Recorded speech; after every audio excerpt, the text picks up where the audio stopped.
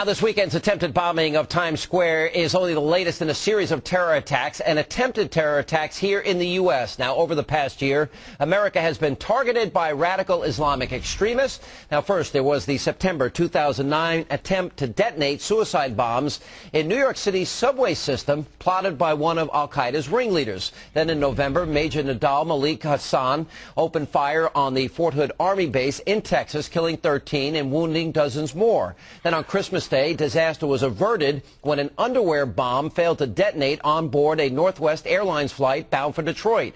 And now we can add the attempted attack in the heart of New York, and that is Times Square, to this growing list. Now, given this history, it's odd that some politicians are suggesting that right-wing radicals are behind the latest attack. New York City Mayor Michael Bloomberg was caught on tape suggesting that opposition to the health care law could be the motive behind the attempted car bombing in Times Square. It's hard to believe, but it's true. Take a look at this. If I had to guess 25 cents, this would be exactly that.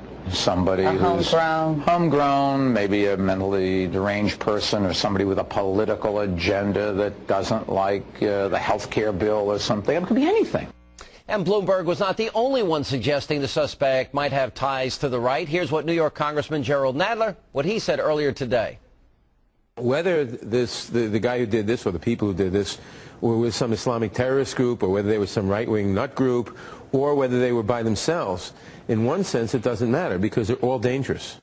And joining me now with analysis is nationally syndicated radio talk show host, I call him the Great One, Mark Levin. By the way, Mark wrote the preface for his father, Jack Levin's brand new book, Abraham Lincoln's Gettysburg Address Illustrated, a terrific book. We'll talk about that in a second. Thank me. God bless us. How are we? Welcome to the program, Mr. Levin.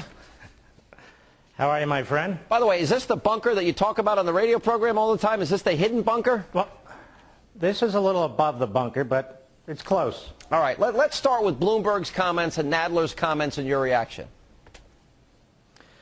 Well, we obviously have a problem with 40-year-old white guys. I mean, just listen to them. That's what they're telling us. Let me tell you, these guys are PC. They are going to endanger this country. And in Nadler's case, it just shows you can lose 300 pounds, but you're still not going to get any smarter.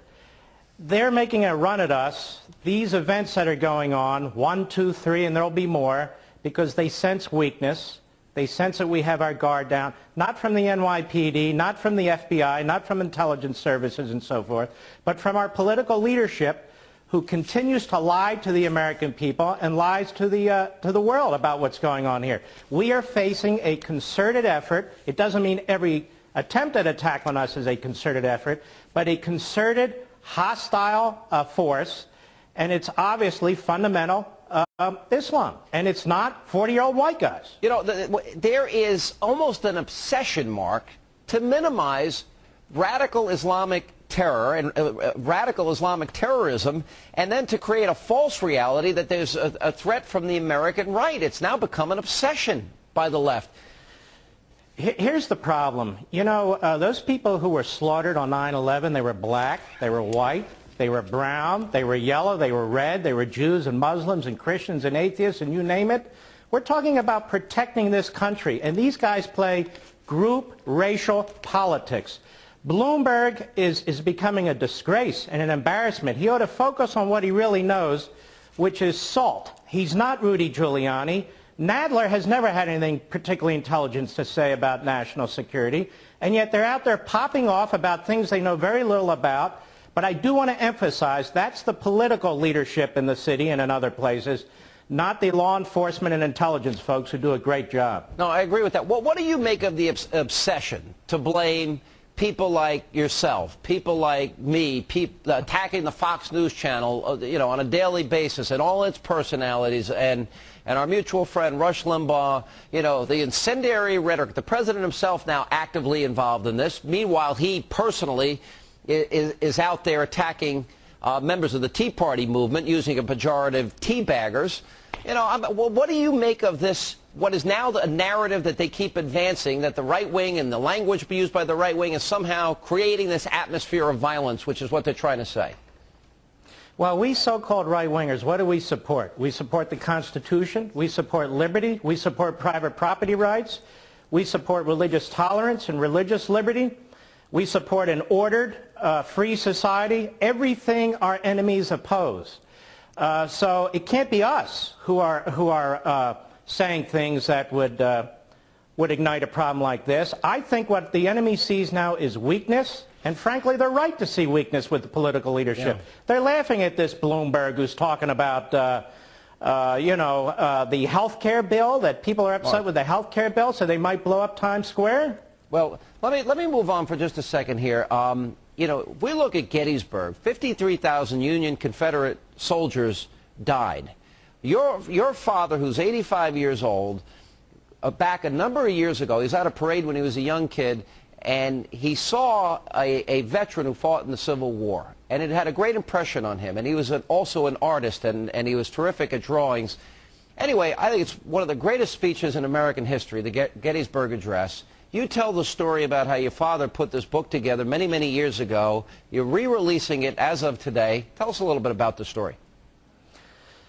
Well, there's really two stories here. One is about my father, who could be many fathers out there. He's a courageous, a very unique human being, and yet very quintessential American. And a man who worked with his hands and was self-taught about the Civil War, and he was particularly interested in the Gettysburg battle, which was the most horrific battle with over 50,000 casualties. And 45 years ago, he was concerned about turmoil in this country, rioting and so forth. And he put together this book, and it was published by a major publisher, and it was the only book he ever did. And he called me about 8 months ago. He said, you know, Mark, we're facing perilous times. I think we should do this again. And what we've done with my great publisher is these photographs I think are very compelling. We've used new digital technology to really draw out the details. These are very old period photographs that are meshed with the language in the Gettysburg Address. And the purpose is, to instill motivation, to let people know that at the worst time in American history, when this country is being torn apart, we were still able to overcome it. We had great leadership, and our ancestors overcame that, and we will overcome what's going on today. I think that's extraordinarily well said. The Gettysburg Address illustrated. The pictures in this book, by the way, and the way you were able to put them in there are just amazing, with the speech, with the story about your father. Yeah. And the story of Gettysburg as well is phenomenal. And Mark, I congratulate you and your dad, and thanks so much for being with us as usual. We'll actually be together Saturday morning in Tyson's Corner in Virginia, and I look forward to seeing you there. We will. And Jack Levin, my father, God bless.